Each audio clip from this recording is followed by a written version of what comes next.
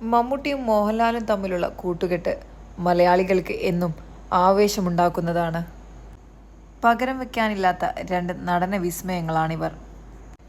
ഇന്ന് മോഹൻലാലിന് 64-ാം പിറന്നാളാണ്. കൃത്യം 12 മണിക്ക് തന്നെ മമ്മൂട്ടി മോഹൻലാലിന് പിറന്നാൾ ആശംസകൾ അറിയിച്ച് ഫേസ്ബുക്കിൽ പോസ്റ്റ് പങ്കുവച്ചിട്ടുണ്ട്.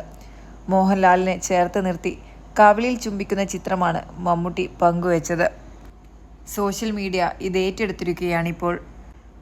അതേസമയം കുഞ്ഞിക്കയായ ദുൽഖറും ഒട്ടും വൈകാതെ തന്നെ ലാലേട്ടനെക്കുറിച്ച് ഒരു സ്റ്റോറി പോസ്റ്റ് ചെയ്തിട്ടുണ്ട്. പിറന്നാൾ ആശംസകൾ നേരുന്നു പ്രിയപ്പെട്ട ലാലേട്ട എന്നിങ്ങനെ കുറിച്ചുകൊണ്ടാണ് ദുൽഖർ സ്റ്റോറിയിൽ പോസ്റ്റ് ചെയ്തത്.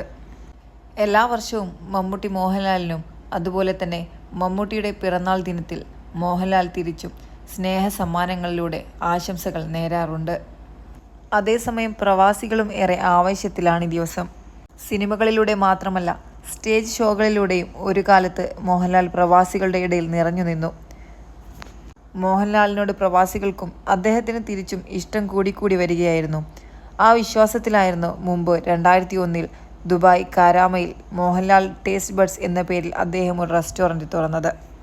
എന്നാൽ മലയാളി ഭക്ഷണം ലഭിക്കുന്ന റെസ്റ്റോറൻറ്റുകൾ ഇന്ന് കാണുന്നത്ര സജീവമല്ലാതിരുന്നിട്ടും വൈകാതെ അതിൻ്റെ പ്രവർത്തനം നിലച്ചു.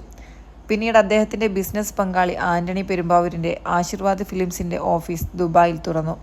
ദുബായിൽ വൻ ബിസിനസ് സാമ്രാജ്യമുള്ള മോഹൻലാൽ മാസത്തിലൊരിക്കലെങ്കിലും ഇവിടം സന്ദർശിക്കാറുണ്ട്.